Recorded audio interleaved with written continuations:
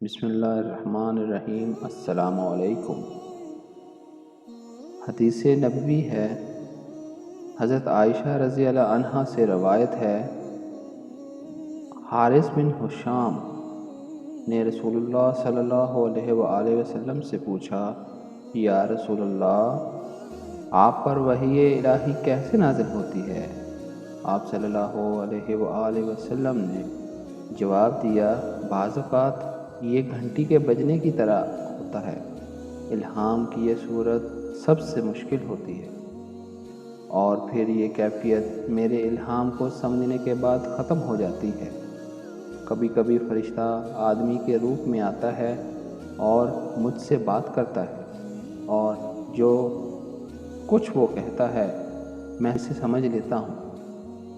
عائشہ رضی اللہ عنہا نے مزید کہا، بے شک میں نے سخت سردی کے دن رسول اللہ صلی اللہ علیہ وآلہ وسلم کو الہام ہوتے دیکھا اور آپ کی پیشانی سے پسینہ گرتے دیکھا۔